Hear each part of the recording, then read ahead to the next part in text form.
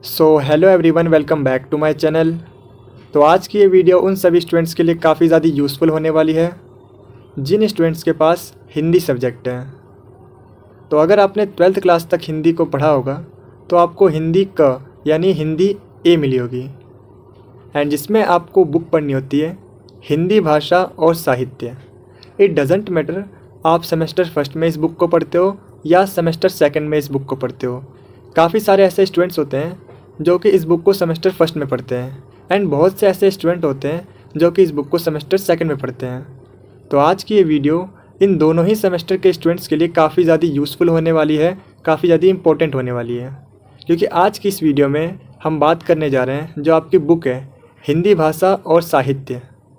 इसका जो unit first है जिसका नाम सेम हिंदी भाषा और साहित्य है, इस यूनिट को कंप्लीट डिस्कस करने जा रहे हैं।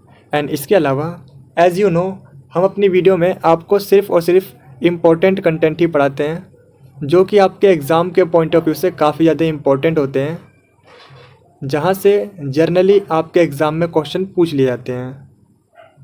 तो आज की इस वीडियो में हम इस यूनिट को कंप्लीट डिस्कस करने जा रहे हैं। एंड इसके अलावा आज की इस वीडियो में यूनिट फर्स्ट से अभी तक आपके एग्ज़ाम में जितने भी टाइप के क्वेश्चन पूछे गए हैं उन सभी क्वेश्चन को कंप्लीट डिस्कस करेंगे, सो दैट आपको एक आइडिया आ जाए कि आपके एग्ज़ाम में किस किस टाइप से अभी तक क्वेश्चन पूछे गए हैं। एंड इसके अलावा अगर कोई डिफरेंट टाइप का भी क्वेश्चन पूछा जाता है आपके एग्ज़ाम में, तो आप उसके लिए ऑलरेडी प्रिपेयर होते हो एंड आप उसका आंसर ईजीली राइट कर पाओगे। तो अगर वीडियो में आगे बढ़ने से पहले मैं आपको इस पूरी वीडियो का या कहूँ इस पूरी यूनिट का एक कंक्लूजन बताऊँ, एक निचोड़ बताऊँ कि इस पूरी यूनिट में आपको किन टॉपिक्स को अच्छे से कवर करना है, सो दैट आप अपने एग्ज़ाम में अच्छा स्कोर कर सकोगे। तो आपको इन 3 टॉपिक को अच्छे से समझना है। पहला है हिंदी भाषा के उद्भव और विकास।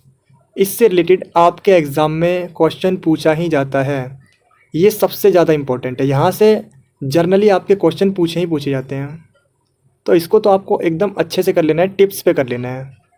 जिसमें हमसे पूछा गया है कि जो हिंदी भाषा है उसकी स्टार्टिंग कैसे हुई, एंड इसके अलावा उसका किस तरीके से विकास हुआ, जो हम आज की भाषा में हिंदी बोलते हैं, किस तरीके से ये चेंज होती गई, इसके बारे में एक्सप्लेनेशन देनी है, इसके बारे में व्याख्या करनी है। इसके अलावा जो सेकंड टाइप का आपसे क्वेश्चन पूछा जाता है वो है राष्ट्रभाषा, राज्य भाषा और संपर्क भाषा के रूप में हिंदी। यानी कि किस तरीके से जो ये हिंदी भाषा है ये एक राज्य भाषा, राष्ट्रभाषा और संपर्क भाषा के रूप में काम करती है। एंड इसके अलावा थर्ड टाइप का जो आपका क्वेश्चन पूछा जाता है वो आपसे पूछा जाता है राष्ट्रभाषा और राजभाषा के बीच डिफरेंस को बताओ। तो अगर आपने इन 3 टॉपिक को अच्छे से कवर कर लिया तो इस यूनिट से आपके जो क्वेश्चन पूछे जाएंगे उनका आप आसानी से आंसर दे सकते हो। तो बिना टाइम वेस्ट करते हुए हम बढ़ते हैं अपने वीडियो की तरफ। तो सबसे पहले हम बात कर लेते हैं अभी तक आपके एग्ज़ाम में किस किस टाइप से क्वेश्चन पूछे गए हैं। तो जैसा कि मैंने आपको बताया, पहले टाइप का जो क्वेश्चन है जो कि सबसे ज़्यादा मोस्ट इम्पोर्टेंट है वो है हिंदी भाषा के उद्भव और विकास पर विचार कीजिए। अब देखिए यही क्वेश्चन और आपके प्रीवियस ईयर में किस किस टाइप से पूछा गया है। या तो आपसे इस तरीके से पूछा जा सकता है, या फिर हिंदी भाषा के विकास की यात्रा पर विस्तार पूर्वक प्रकाश डालिए। देखिए इसमें भी सेम आपसे पूछा जा रहा है, बस लैंग्वेज थोड़ी सी अलग है। इसमें भी सेम पूछा जा रहा है, जो हिंदी भाषा है उसका किस तरीके से विकास हुआ, उसकी यात्रा पर एक विस्तार पूर्वक प्रकाश डालिए। इसके अलावा आपसे और किस तरीके से पूछा जा सकता है, हिंदी भाषा की उत्पत्ति पर टिप्पणी लिखिए। या तो डायरेक्ट पूछा जा सकता है स्टार्टिंग के बारे में बताओ, या पूछा जा सकता है हिंदी भाषा के विकास पर टिप्पणी करें। तो इस टाइप से अभी तक आपके एग्जाम में क्वेश्चन पूछे गए। एंड इसके अलावा टिप्पणी से रिलेटेड जो आपसे एग्जाम में क्वेश्चन पूछा जाता है वो सेकंड टाइप का क्वेश्चन है, जिसमें आपसे पूछा जाता है कि जो हिंदी है वो किस तरीके से एक संपर्क भाषा के रूप में कार्य करती है, उसके बारे में एक्सप्लेनेशन दीजिए, उसके बारे में बताइए। एंड जो थर्ड टाइप का आपका क्वेश्चन पूछा जाता है वो है राजभाषा और राष्ट्रभाषा के बीच डिफरेंस को बताओ, अंतर बताओ। तो इन्हीं को आज की इस वीडियो में आपको डिटेल में समझना है।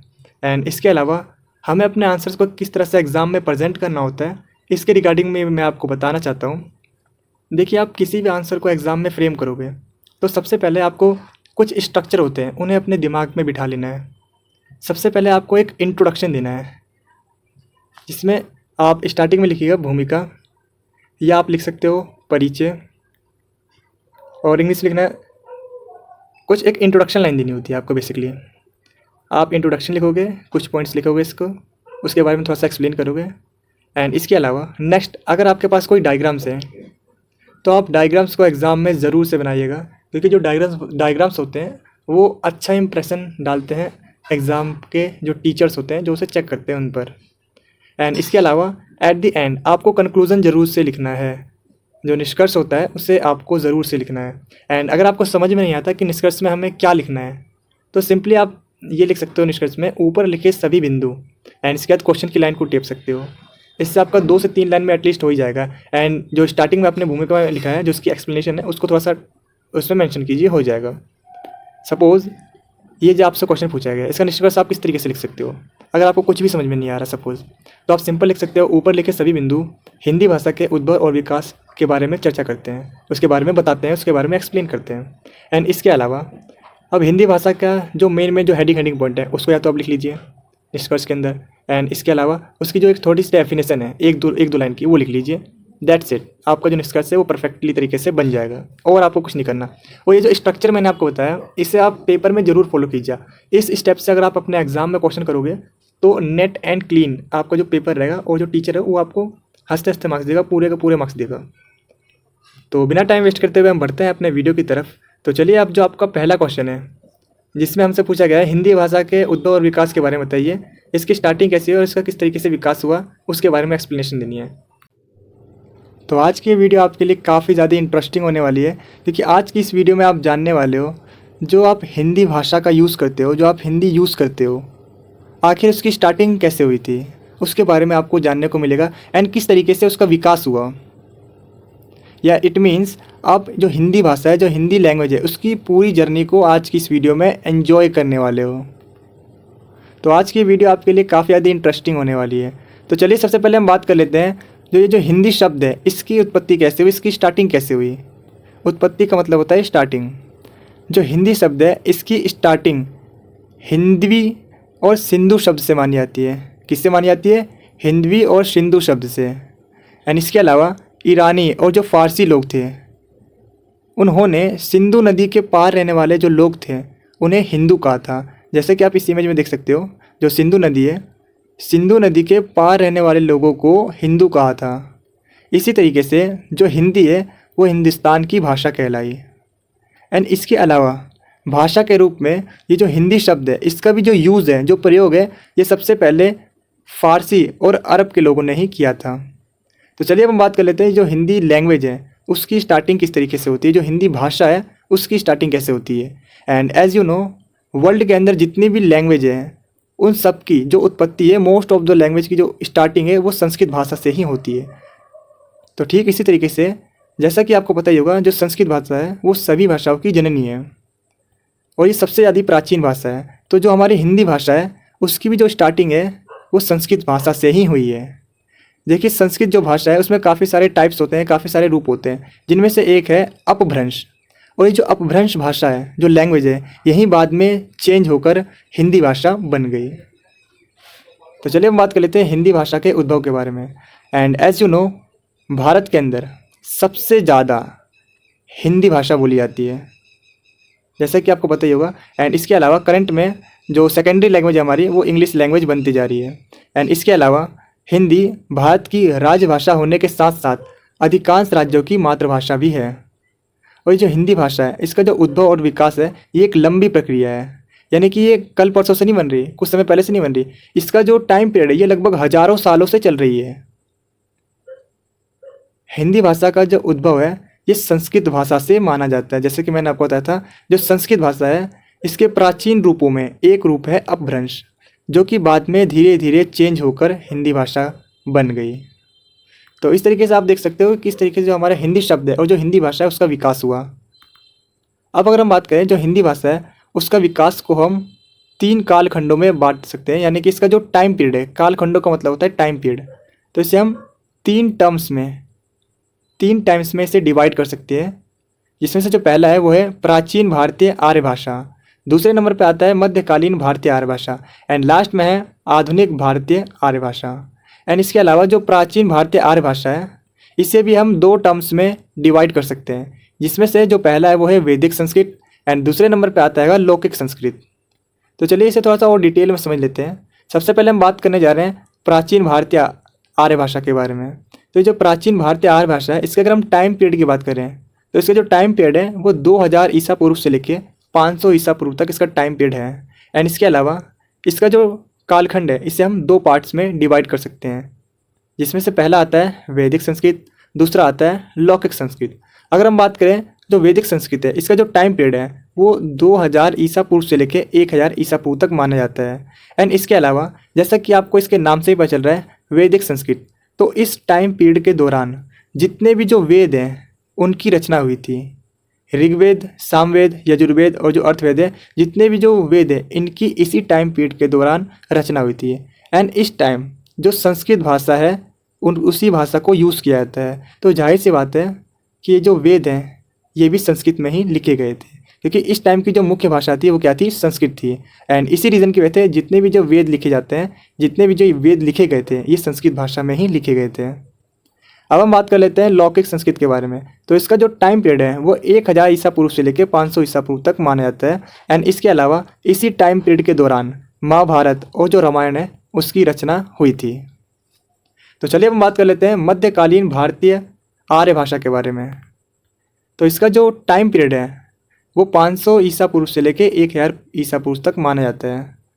और इस टाइम पीरियड के दौरान जो लौकिक भाषा है, जो आम लोगों के द्वारा बोले जाने वाली जो भाषा है, जो लैंग्वेज है, उसमें कई नई भाषाओं का जन्म हुआ।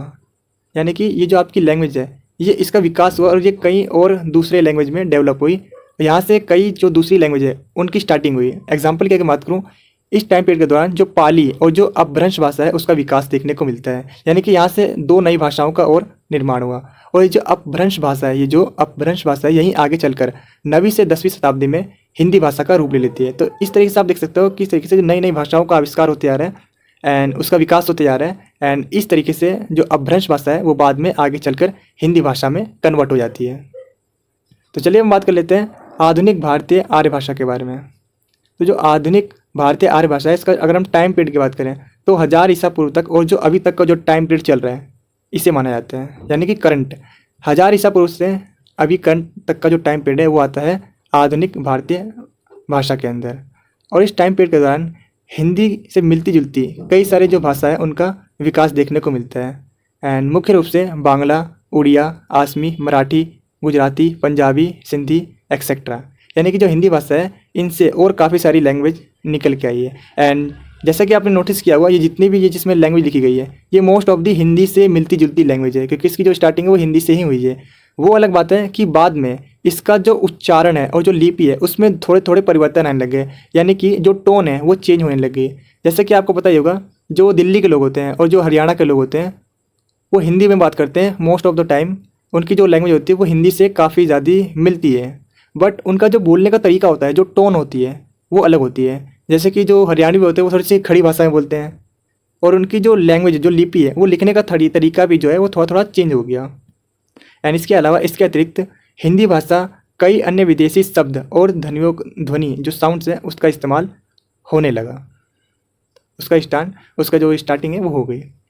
तो चलिए अब जो हमारा नेक्स्ट क्वेश्चन है, जो सेकंड टाइप का क्वेश्चन आता है जिसमें हमसे पूछा जाता है संपर्क भाषा के रूप में हिंदी, इसके बारे में बताइए।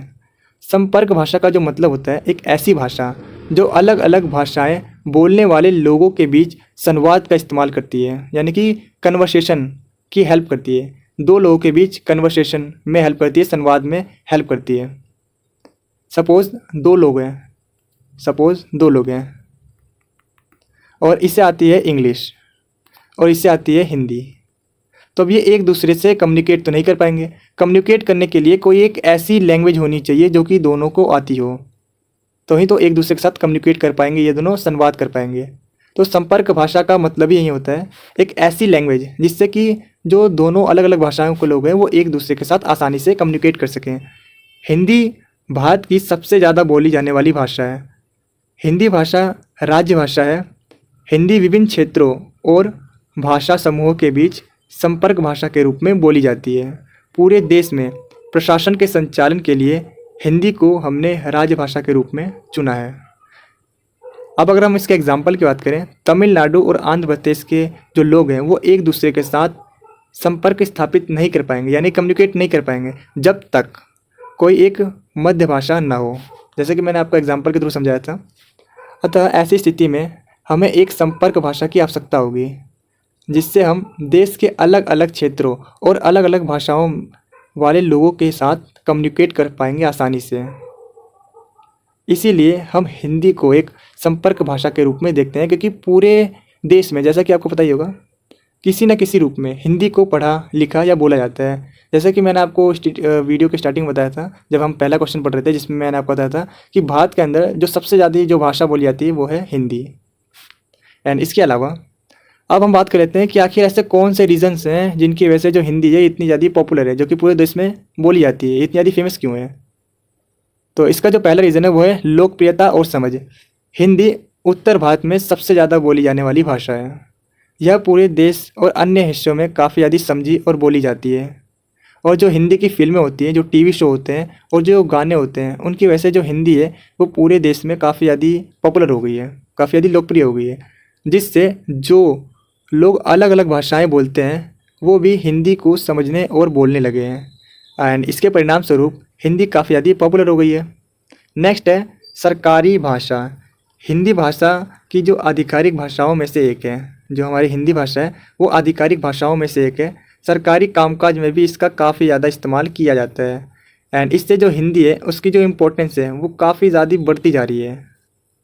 इसके अलावा जो थर्ड रीज़न है वो है शिक्षा और मीडिया में भूमिका। हिंदी स्कूलों में पढ़ाई जाती है, जैसे कि आपने 12th क्लास तक या 10th क्लास तक आपने हिंदी को जरूर पढ़ा होगा। कई जगहों पर यह माध्यमिक भाषा के रूप में सिखाई जाती है। इसके अलावा मीडिया, समाचार पत्र, रेडियो एंड बाकी जो जितने भी जो चैनल्स होते हैं इनका काफ़ी ज़्यादा इम्पैक्ट पड़ता है। एंड इसकी वजह से जो हिंदी भाषा है वो पूरे देश में काफ़ी ज़्यादा पॉपुलर होती जा रही है। नेक्स्ट अब अगर हम बात करें तो वो है व्यापक क्षेत्र। हिंदी भारत के अधिकांश राज्यों में आधिकारिक भाषा है। हिंदी जो है वो अधिकांश राज्यों की आधिकारिक भाषा है। इसके अलावा पूरे देश में जो सबसे ज़्यादा आबादी है वो हिंदी ही बोलती है। नेक्स्ट अगर हम बात करें सरलता, जो हिंदी भाषा है ये व्याकरणिक रूप से यानी ग्रामेटिकल रूप से अगर हम देखें तो ये काफ़ी ज़्यादा ईजी है। हिंदी भाषा दूसरी भाषाओं के कंपैरिजन में काफ़ी ज़्यादा ईजी है और काफ़ी ज़्यादा मिलती जुलती भाषा है। अब अगर हम इसके निष्कर्ष की बात करें तो कुल मिलाकर हिंदी एक ऐसी भाषा है जो पूरे देश के जो समुदाय हैं उन्हें एक दूसरे के साथ जोड़ती है और एक दूसरे के साथ जो कम्युनिकेशन है वो काफ़ी ज़्यादा ईजी बना देती है। अतः हिंदी जो है ये पूरे देश में एक संपर्क भाषा के रूप में काफ़ी अच्छे तरीके से वर्क करती है। तो चलिए हम बात कर लेते हैं जो हमारा लास्ट क्वेश्चन है, जिसमें हमसे पूछा गया है राजभाषा और राष्ट्रभाषा में क्या डिफरेंस होता है। तो सबसे पहले हम बात करने जा रहे हैं राष्ट्रभाषा के बारे में। देश में अधिकांश लोगों द्वारा बोली जाने वाली भाषा को राष्ट्रभाषा कहते हैं। राष्ट्रभाषा उस भाषा को कहा जाता है जो व्यापक रूप से यानी कि पूरे देश में जितने भी जो उसके नागरिक हैं उनके द्वारा बोली और समझी जाती है, उसे क्या कहते हैं, राष्ट्रभाषा। राष्ट्रीय भाषा व्यापक रूप से उपयोग की जाने वाली भाषा होती है, जैसे कि संविधान में, सरकारी दस्तावेजों में। राष्ट्रभाषा देश की सांस्कृतिक पहचान का प्रतीक होता है। राष्ट्रभाषा को कानूनी दर्जा नहीं दिया जाता, कानूनी दर्जा प्राप्त नहीं होता है राष्ट्रभाषा को। राष्ट्रभाषा देश की संवैधानिक और आधिकारिक भाषा होती है। भारत में कई राष्ट्रीय भाषा, भारत की जो कोई राष्ट्रभाषा नहीं है, जैसे कि आपने संविधान में पढ़ा होगा, भारत की कोई भी राष्ट्रीय भाषा नहीं है। इसके लेके काफ़ी ज़्यादा विवाद होते रहते हैं, तो आप समझ लीजिए भारत की कोई भी राष्ट्रीय भाषा नहीं है। नेक्स्ट हम बात कर लेते हैं राज्य भाषा। एक देश में एक या अधिक हो सकती है, यानी कि जो राज्य भाषा है वो एक से अधिक हो सकती है।